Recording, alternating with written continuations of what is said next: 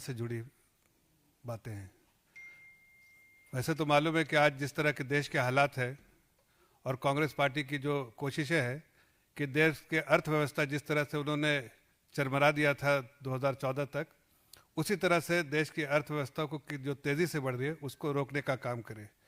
लेकिन जिस तरह की पॉलिसी आदरणीय प्रधानमंत्री जी ने अपनाई है पिछले 2014 से, आज मैं गर्व से कह सकता हूं कि देश की अर्थव्यवस्था ना तो सिर्फ बहुत मजबूत हुई है बल्कि तेज़ी से दौड़ रही है। और पूरे दुनिया के परिप्रेक्ष्य में अगर देखें तो ग्लोबल इकोनॉमी जबकि कॉन्ट्रैक्शन हो रहा है, भारत की अर्थव्यवस्था के बारे में सिर्फ पॉजिटिव सिग्नल्स पूरे दुनिया के इकोनॉमिस्ट से या ऐसी संस्थाएं जो अर्थव्यवस्था देखती हैं उनसे पॉजिटिव सिग्नल्स ही इंडिया के बारे में आ रहा है। जब लोग कहते हैं India is the shining star, तो कांग्रेस को दर्द होता है। समझ सकते हैं कांग्रेस को कि इसलिए दर्द हो सकता है कि 2004 में जब हमने उनको इकोनॉमी जब सौंपी थी तो उस वक्त बहुत ही अच्छी हालत में इकोनॉमी थी और जितने भी मैक्रो इकोनॉमिक पैरामीटर्स उस वक्त देखते हैं तो लगता है कि जब वापस हमें मिला 2014 में, वापस जब उन्होंने 10 साल बाद इकोनॉमी वही इकोनॉमी जो हमें सौंपी, तो सारे मैक्रो इकोनॉमिक पैरामीटर्स जो बहुत अच्छे लगते थे वो सारे टेरेबल शेप में थे और देश की अर्थव्यवस्था बिल्कुल गंभीर हालत में थी। या तो आप कह सकते हैं पॉलिसी पैरालिसिस थी या फिर सिर्फ दो तीन चीज़ें के लिए देश की अर्थव्यवस्था को जाना चाहता था या देश को जाना जाता था कि यहाँ पर स्कैम हो रहे हैं, पॉलिसी पैरालिसिस है और जो देश की ग्रोथ रेट जो है वो नीचे जा रही है। लेकिन 2014 के बाद चाहे वो एनपीए हो, चाहे कोई भी ऐसी समस्याएं हो, सबको समाधान निकालते हुए जिस तरह से हम आगे बढ़े हैं, तो आज मैं आपके सामने जब कहता हूं कि देश की अर्थव्यवस्था तेज़ी से बढ़ रही है तो उसका संकेत दुनिया के ग्लोबल इंस्टीट्यूशन और रेटिंग एजेंसी से भी आती है। आज मैं देखता हूं कि रेटिंग एजेंसी ने पूरे दुनिया में किन देशों को रेटिंग अपग्रेड किया है, तो आपको गिनती में भी नहीं आएंगे कि रेटिंग एजेंसी ने अपग्रेड किया है। 18 साल बाद जब टैरिफ के बारे में दुनिया से जूझ रही है, टैरिफ के इश्यूज से लेके या फिर प्राइसिंग के इश्यूज से, जो सप्लाई चेन का प्राइसिंग का इम्पैक्ट आ रहा है उससे जूझ रही है, ऐसे में ग्लोबल इकोनॉमी और देश के बहुत सारे देश की अर्थव्यवस्था जो है कहीं ना कहीं चरमरा रही है। वैसे में भारत का रेटिंग अपग्रेड BBB, S&P ने किया BBB माइनस से BBB फ्लैट और आउटलुक भी है वेरी पॉजिटिव। उससे क्या संकेत मिलता है कि देश की अर्थव्यवस्था जो है मजबूत नहीं, बहुत मजबूत है और सही डायरेक्शन में है। और इससे क्या होगा, जब रेटिंग अपग्रेड होता है तो बहुत पॉजिटिव सिग्नल्स पूरे दुनिया से आता है।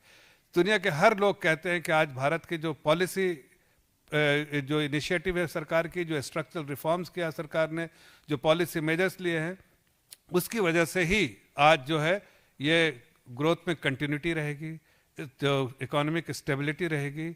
जो सरकार के बारे में जो उसके लिए मैं भारत को जनता को भी धन्यवाद देता हूं जिन्होंने ऐसी सरकार दी जो बार बार कंटिन्यूटी है सरकार के, प्रधानमंत्री तीसरी बार बने हैं। इससे भी दुनिया के बड़े बड़े संस्थाओं को और ग्लोबल निवेशक को सबको ये कंफर्ट आया कि भारत में कंटिन्यूटी भी है, उसका भी बहुत बड़ा एडवांटेज है। और प्राइसिंग पॉइंट पे भी बहुत बड़ा एडवांटेज जो है रेटिंग एजेंसीज के अपग्रेड होने से भारत को मिलेगा। एक्सटर्नल डेट, खास के जो है एक्सटर्नल डेट है वो उससे काफ़ी उसमें थोड़ा गिरावट आएगी जो इंटरेस्ट रेट दर में, और उसका डायरेक्ट बेनिफिट जो है देश की अर्थव्यवस्था को मिलेगा। अब आज मैं कुछ आंकड़े आपके सामने देना चाहता हूं। जैसे ग्रोथ के बारे में मैं कह रहा था, जो खासकर जब अपग्रेड होता है रेटिंग अपग्रेड, तो देखते हैं कि ग्रोथ के बारे में क्या व्यू है रेटिंग एजेंसीज का। तो पिछले 3 साल से हम जो वेटेड एवरेज ग्रोथ रेट है हमारा 8% है।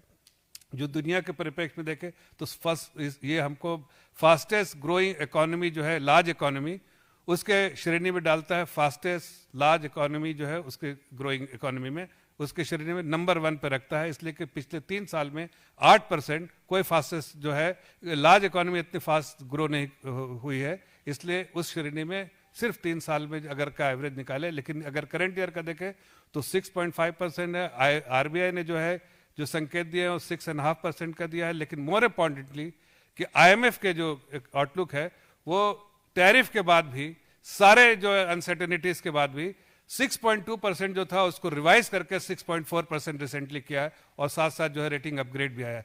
ये अपने आप में दर्शाता है कि देश की अर्थव्यवस्था सही हाथ में है और मजबूत हाथों में और तेजी से दौड़ रही है। अगर आप देखें, जब हमने सरकार 2014 में हमारे आई थी तो रेटिंग एजेंसी भी इस चीज़ को देखती है कि इन्फ्लेशन किस लेवल पे है। आज मैं कह सकता हूँ गर्व से कि जो 9.74% 2013 में था, वो इन्फ्लेशन घट के आज के दिन में इस महीने का इन्फ्लेशन देखें तो 1.55 है। और जब कांग्रेस पार्टी को याद दिलाना चाहता हूं कि उनके समय पे 9.75% है, वो 74% था 10 सालों में, और इस अपने अगर 10 सालों का देखें तो 4% से भी कम है। और अगर आप उसके और भी देखिए तो फुल ईयर एक किसी साल का अगर आप देखें अगर इन्फ्लेशन, तो इस साल का मुझे एक्सपेक्टेड जो लगता है कि 3% के आसपास आएगा, जो कि 1989 में इन्फ्लेशन जो था 3% के आसपास था। उसके बाद पहली बार ऐसा होगा। ये भी प्रधानमंत्री की सोच और अगुवाई में है कि उन्होंने एक ऐसी मॉनेटरी पॉलिसी, इस तरह के जो कमेटी बनाई जो इन्फ्लेशन को ±4% जो है उसने मॉनिटर किया। सही पॉलिसी इनिशिएटिव आरबीआई ने लिए, सरकार ने भी लिए, ताकि इन्फ्लेशन को कंटेन करके रख सके। और आज अगर हम देखते हैं ग्लोबल कम्युनिटी में, ग्लोबल सिचुएशन में, तो उस परिप्रेक्ष्य में देखते हैं तो देखते हैं कि अमेरिका में इन्फ्लेशन हमसे ज़्यादा है, यूके में देखिए इन्फ्लेशन हमसे ज़्यादा है। वो सारी दुनिया इन्फ्लेशन से जूझ रही है, जबकि हमारे यहाँ इन्फ्लेशन कंट्रोल में। और ख़ास के फूड इन्फ्लेशन, जिसके बारे में कांग्रेस बार बार अक्सर चर्चा करती थी, प्याज के दाम बढ़ गए, टमाटर के दाम बढ़ गए, आलू के दाम बढ़ गए। आज उनको बताना चाहता हूं कि फूड इन्फ्लेशन -1.6% है। मतलब खाने पीने की चीज़ें जो उसका दाम गिर गया। यहीं से बैठ के मैंने प्रेस कॉन्फ्रेंस करके 3-4 बार उनको बताया भी, देश की जनता को भी। देश की जनता तो समझ गई, कांग्रेस नहीं समझ पाई, इसलिए कि हमने कहा कि ये सीजनल फैक्टर की वजह से कभी कभी प्राइस में जो है उछाल आ जाता है, लेकिन जैसे नया पौधा आता है, जैसे नए प्रोडक्ट आता है, तो अपने आप ही जो है वो प्राइस जो है स्टेबलाइज हो जाता है। आज एग्रीकल्चर सेक्टर का बहुत बड़ा कंट्रीब्यूशन है।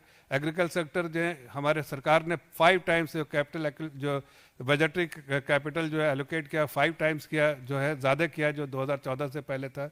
और उसका नतीजा है कि आज हम सेल्फ रिलायंट तो है ही हैं खाने पीने के इसमें, लेकिन साथ साथ हमारे जो बहुत सारे जो प्रोडक्ट हम जो फूड जो प्रोडक्शन जो करते हैं उसमें भी चेंजेस लाने की कोशिश कर रहे हैं।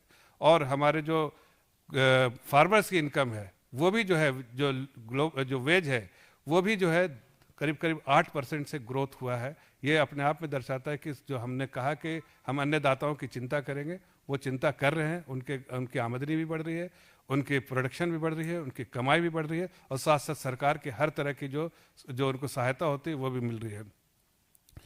अब बहुत सारे लोग बात कर रहे हैं आजकल टैरिफ के बारे में। टैरिफ आएगा तो क्या होगा, टैरिफ आएगा तो ये होगा, देश की अर्थव्यवस्था खराब हो जाएगी। मैं आपको बहुत संक्षेप में बताना चाहते हैं कि देखिए, टैरिफ जो अभी अनाउंस हो चुका है, जो आप मीडिया में देख रहे हैं कि यूएस ने टैरिफ के बारे में ये बात की, वो बात की। भारत एक ऐसा देश है जिसको टैरिफ से सबसे कम इम्पैक्ट होना। उसकी वजह क्या है कि आज जो लोकल कंजम्पशन है, आप जीडीपी जो नंबर्स आते हैं उस पर जो कंट्रीब्यूशन जो है वो जो डोमेस्टिक कंजम्पशन का लगभग 57-58% है। अगर जिस तरह के मेजर्स जो हम ले रहे हैं, जैसे जीएसटी में आदरणीय प्रधानमंत्री जी ने एक बार कहा कि रैशनलाइजेशन लाएंगे दिवाली से पहले, अगर वो हुआ, और जिस तरह से इंटरेस्ट रेट कट किया हमने, जिस तरह से रेट कट किया और जिस तरह से हमने इनकम टैक्स में कट किया, सब मिला दे अगर, तो लगभग 100 बेसिस पॉइंट का जो है स्टिमुलस मिल जाता है जीडीपी में। उससे समझ में आता है कि चाहे कोई भी इम्पैक्ट हो, हमारी अर्थव्यवस्था में जो जिस रफ्तार से चल रही है उसमें कमी नहीं आने वाली है, बल्कि और तेजी से आएगी। इसीलिए रेटिंग एजेंसी ने जब देखा कि भारत में वो एक ऐसी पॉजिटिव चीज़ है कि भारत में 20% दुनिया की पॉपुलेशन रहती है, लोकल कंजम्पशन है, और ये एक्सपोर्ट ड्रिवन इकोनॉमी नहीं। इवन दो एक्सपोर्ट में बहुत अच्छा हम कर रहे हैं, बट एक्सपोर्ट ड्रिवन इकोनॉमी नहीं है, लोकल कंजम्पशन अच्छा है। इसलिए लोकल कंजम्पशन के बेसिस पे भारत इस तकलीफ को भी कंफर्टेबली झेल जाएगा। अब दुनिया के बाकी कंट्री को देखिए, जैसे इंडोनेशिया है, जैसे आप मलेशिया है, जैसे और भी बहुत सारे, सिंगापुर, ऐसे बहुत सारे कंट्री जो एक्सपोर्ट पर निर्भर है, उनको तकलीफ होगी। उनके लिए अगर 20% भी अगर उनको टैरिफ लगता है 25%, तो उनकी अर्थव्यवस्था ठप हो जाएगी। लेकिन हमारी अर्थव्यवस्था को कोई उतना फर्क नहीं पड़ने वाला, इसलिए कि हमने बहुत पॉलिसी मेजर से लेके हम अपनी अर्थव्यवस्था को कंटेन कर सकते हैं। लेकिन राहुल गांधी को ये बात समझ में नहीं गई, इसलिए जब वो चीख के कहते हैं अर्थव्यवस्थाओं के बारे में, तो उनको समझ में आना चाहिए कि देश की अर्थव्यवस्था अच्छी है। हाँ, उनके लिए डूम्स डे आ रहा है, इसलिए कि उनकी राजनीति नहीं चल पा रही है। 90 बार हारे हैं बिहार में, 91 बार हारने के बाद उनके लिए पॉलिटिक्स जो डूम्स डे लेकर आएगी, ये बहुत साफ संकेत दे रहे हैं। कुछ चीज़ें जो है आपको बताना चाहता हूँ कि देखिए, हमने पहले भी बताया कि हमारी अर्थव्यवस्था 11वें स्थान से जो है अब 4वें स्थान पे आ गया। $2.4 ट्रिलियन की हमारी economy, size of the economy थी, अब जो है वो साइज ऑफ द इकोनॉमी जो है 4.3 ट्रिलियन डॉलर है, जबकि जब 2014 से अभी देखें तो डबल से भी ज़्यादा हमारी इकोनॉमी बढ़ी है। और पर कैपिटा इनकम भी जो है वो डबल हमारे जो पहले था उससे बहुत बहुत ज़्यादा पर कैपिटा इनकम भी बढ़ गया, डबल से भी ज़्यादा बढ़ गया है। और एक्सपोर्ट्स में भी देखें तो एक नई चीज़ जो हमें इंडिया में देखने आई है कि जो सर्विसेज सेक्टर में जो एक्सपोर्ट्स हो रहा है वो बहुत बहुत तेज़ी से बढ़ रहा है। उसकी बात है कि जीसीसी जो ग्लोबल कैपेसिटी सेंटर्स अभी 1700-1800 सेंटर्स खुले हैं और भी तेज़ी से खुल रहे हैं। उससे समझ में आता है कि वाइट कॉलर जॉब क्रिएशन बहुत तेज़ी से हो रहा है और ये दुनिया के लोग यहाँ सेटअप कर रहे हैं अपने शॉप। यहीं से जीसीसी ग्लोबल कैपेसिटी सेंटर जो इनिशिएटिव है यहाँ से कर रहे हैं, इसलिए 1700-1800 कंपनियों ने अपने जीसीसी इनिशिएटिव के लिए यहाँ they have setup shops in India.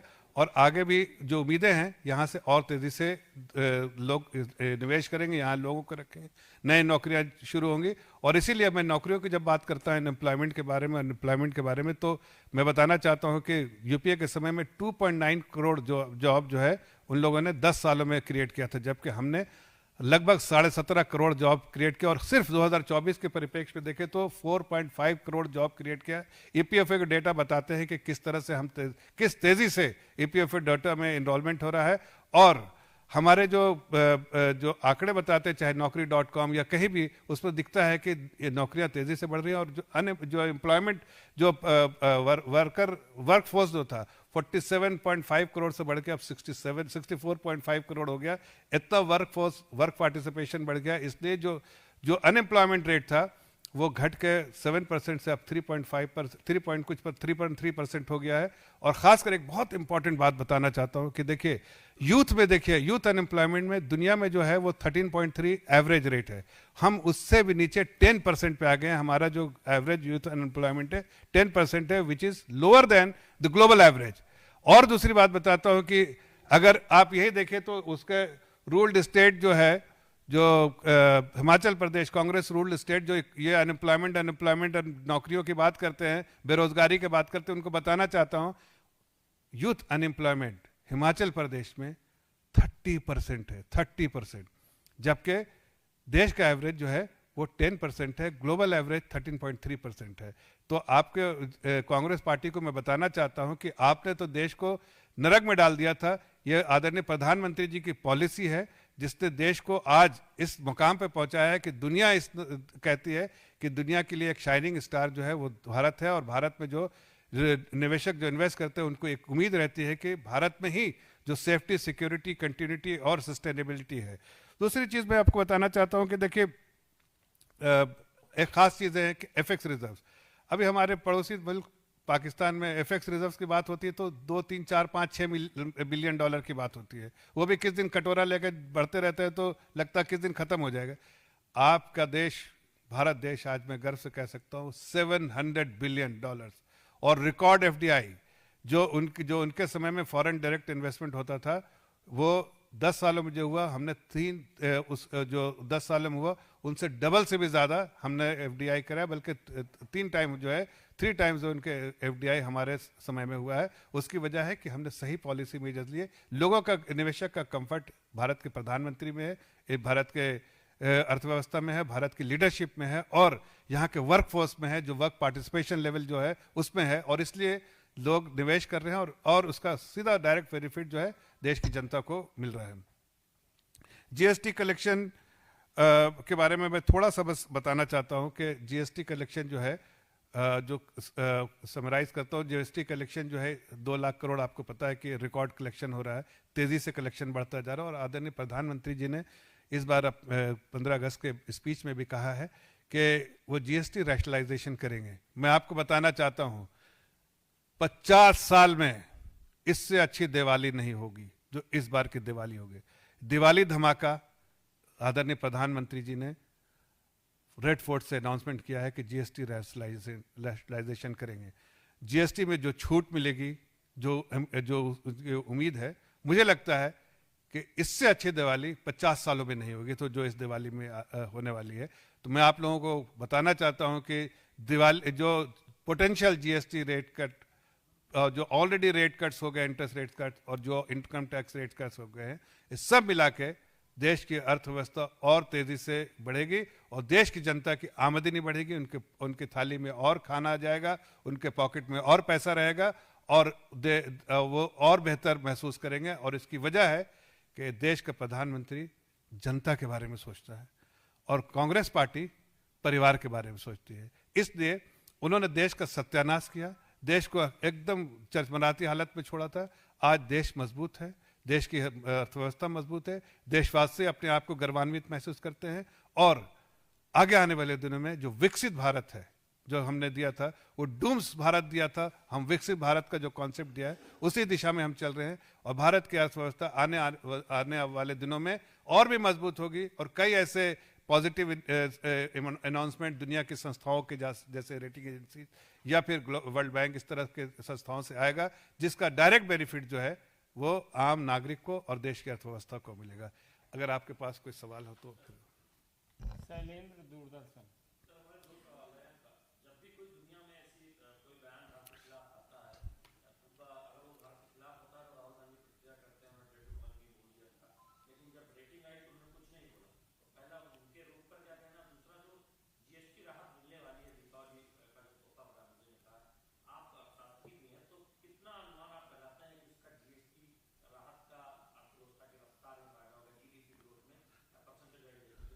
देखिए, दोनों सवाल का जवाब देता हूँ। पहले सवाल का कि राहुल गांधी तो ऐसे व्यक्ति हैं जिन्होंने देश की तारीफ करना में उनको कहीं ना कहीं झिझक होती है, हिचकिचाहट होती है। हकीकत तो यह है कि देश उनके आंखों के सामने मजबूत हुआ है, वो कमजोर हुए हैं, इसमें कोई शक नहीं है। उनकी पार्टी सरकार में थी, वो सरकार के सरकार में ना रह के भी बड़े ओहदे पे रहते थे, लेकिन उनका परिवार कमजोर हुआ, उनकी पार्टी कमजोर हुई है और उनके लिए डूम्सडे आया है। लेकिन देश की अर्थव्यवस्था आगे बढ़ी, इसलिए वो नेगेटिविटी पे बात करते हैं, देश की पॉजिटिविटी में। आज उनको सारे आंकड़े, हमारे कोई आंकड़े नहीं है, रेटिंग अपग्रेड वाले जब किया एसएनपी ने, तो एसएनपी के रेटिंग के अपग्रेड करने के जो रीजंस दिए हैं उनको राहुल गांधी जी को पढ़ना चाहिए। उससे शायद उनकी थोड़ी जानकारी अपने देश के बारे में होगी कि अपनी देश की अर्थव्यवस्था डेड इकोनॉमी नहीं है, बल्कि आज इस डेड इकोनॉमी जो आपने छोड़ा था उसमें जान डालकर आदरणीय प्रधानमंत्री जी ने दुनिया की सबसे शाइनिंग ब्राइट इकोनॉमी बनाया है। दूसरा सवाल जो आपका है, जैसा मैंने कहा कि अगर जीएसटी जो इकोनॉमिस्ट के तौर पे बोलता हूं कि मुझे उम्मीद है कि रेट कट जो ऑलरेडी हो चुका है, इंटरेस्ट रेट कट जो आरबीआई ने अनाउंस किया है, जो इनकम टैक्स में जो राहत मिली है और जो जीएसटी में पोटेंशियल राहत, तो सब मिला के 100 बेसिस पॉइंट का स्टिमुलस जीडीपी में होगा। और उसकी वजह से मैं सोचता हूं कि अगले साल इस क्वार्टर में भी हम देखेंगे, जून सितंबर क्वार्टर में भी, अप्रैल जून क्वार्टर में भी बहुत अच्छा जो है जीडीपी नंबर आएगा और आगे आने वाले दिनों में भी जीडीपी नंबर्स हमारे अच्छे आएंगे विथ और विदाउट टैरिफ का इम्पैक्ट लेके। तो इसकी वजह है कि जीडीपी में भी बहुत बड़ा कंट्रीब्यूशन होगा उसका।